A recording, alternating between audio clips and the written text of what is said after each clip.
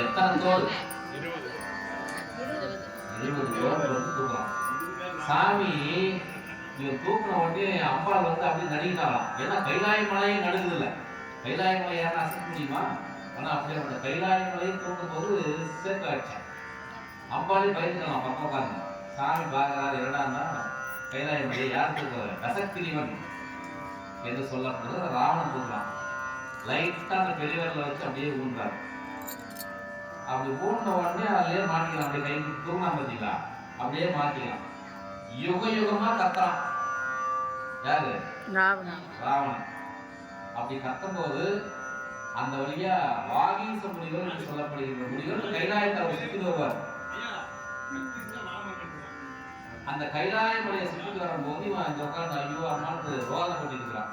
என்னடான்னு சொல்லி பார்த்தா கால் வச்சு கையில மாட்டிக்கலாம் மலையில. அப்போ இந்த வாகீச முனிவர் தான் ஐடியா சொல்றாரு, தேவனுடைய காப்பாற்றணும், சிவபெருமான் தான் காப்பாற்றணும். அவர் வந்து சாம வேத கான பிரியர். வேதங்கள் 4, அந்த 4 வேதத்துல சாம வேதம் ஒன்று இருக்குல்ல, அந்த சாம வேதம் என்பது வேற ஒன்றுமே இல்லைங்க, இசைதான் அந்த வேதம். அதனால்தான் சாமிக்கு அந்த நாரசபம் தமிழ்ல வந்து வாசிக்கிறது, அதுவே ஒரு வேதம் தான்.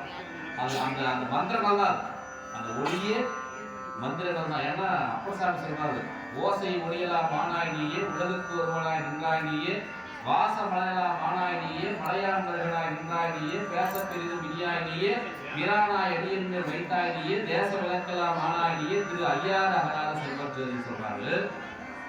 அப்போ அந்த 4 வேதத்துல சாம வேதம் என்பது இசைதான். இப்ப இந்த தம்புரான் பேசுறத இது வந்து ஒரு வேதம் தான், அதுக்காக தான் இது வச்சிருக்கோம்.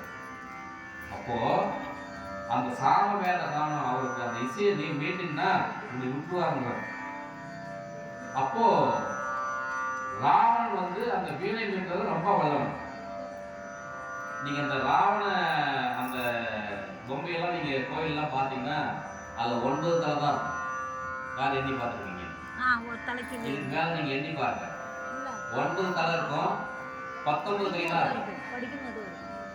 என்ன காரணம் அப்படின்னு சொன்னீங்கன்னா, தன்னுடைய 10 தலையில ஒரு தலையை கிள்ளி அவர் இருக்கிறார். யாரு? ராவணன். ராவணன் ஒரு கையை உடைச்சிருக்கிறாரு. அந்த அந்த கையில இருக்கிற நரம்பை எடுத்து அது வீணையா செஞ்சு அந்த வேதம் வாசிக்கிறார். அந்த சாம வேத காலத்தை வாசிச்ச உடனே சாமி அதில் மகிழ்ந்து இவனை விட்டுறார். யார? ராவணன். ராவணன். ஆனா இந்த தேவ ரகசியத்தை ஒருத்தர் சொல்லிட்டு போனாரு. யார் அவரு?